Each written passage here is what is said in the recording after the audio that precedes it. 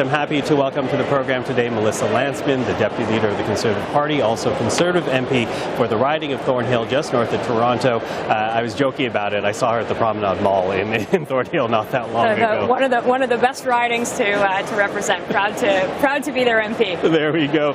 Thank you for joining us this evening. Thanks for having me. So listen, obviously a lot of enthusiasm amongst your party members, and when you look at the polls, there certainly is reason for that enthusiasm if you're a Conservative. But at the same time, we heard from the Environment Minister, Stephen Guilbeault. He held a news conference outside the Convention Centre earlier today. I'm sure you've already heard about it. He criticized your party, your members, for essentially importing American-style politics into Canada. And in doing so, they're talking about anti-abortion, pro-gun, anti-trans issues. How do you respond to that criticism? Well, first of all, I'm glad that Mr. Guilbeault was coming to a convention where he can see a unified party, one that is ready to actually speak to the concerns of Canadians. Look, our party membership is here to discuss policies that Canadians have actually talked to us about.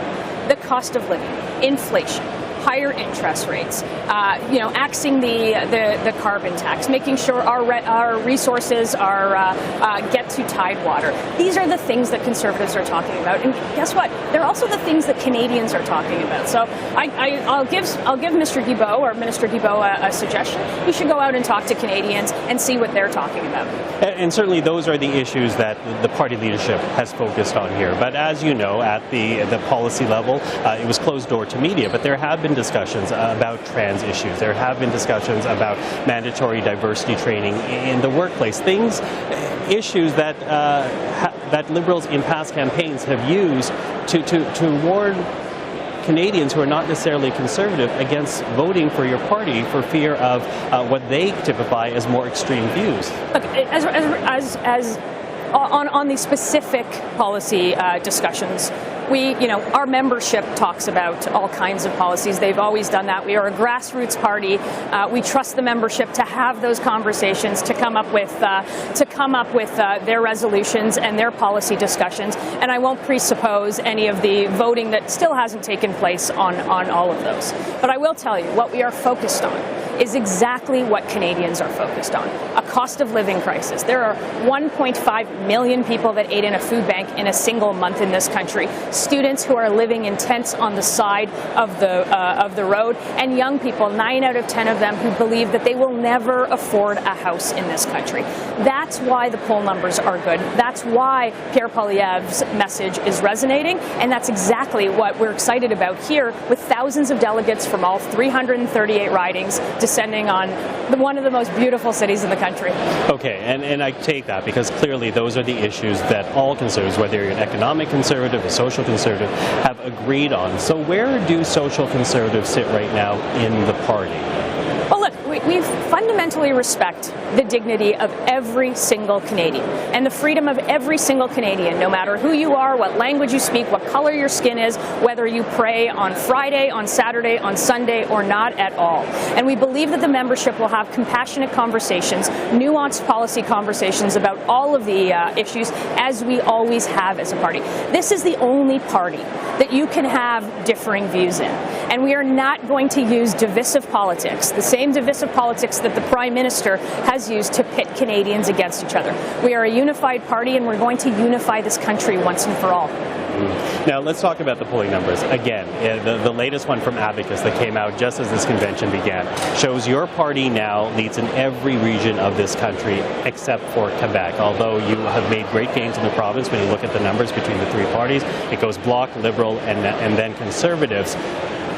But as I say that, I'm wondering if these poll numbers are a blessing or a curse. We are 2 years away, if this applying confidence agreement holds, we are 2 years away from the next election. How do you keep that momentum up? How do you make sure you don't lose what would, in any given election, be a huge lead for your party going into a vote? Look, it's clear that the message of Pierre, who's been out on the road every single day in every corner of this country all summer long, his message is resonating.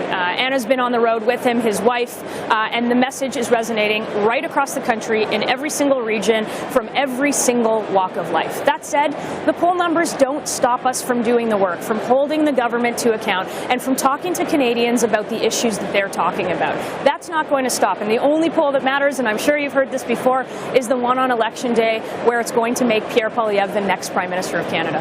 Now, how do you answer the environmental criticisms, though? Because, of course, part of your affordability measures, a big part of it, is about cutting the carbon tax. And yet, again, if you listen to Stephen Guilbeault today, he says that's essentially turning back the clock on the environmental gains that Canada is making at its existential time as Canadians deal with wildfires and dealing with smoke as well as extreme heat.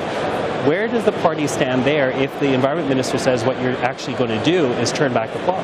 Well, look, we're actually the opposition, and we're holding the government to account on the fact that they don't have an environmental plan. They have a tax plan.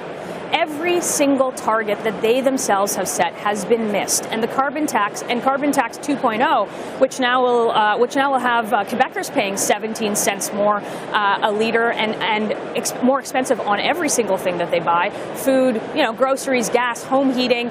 Everything that you buy is increased by the carbon tax, and most people do not get back more than they pay into it. So it is not an environmental plan. We've got a different approach.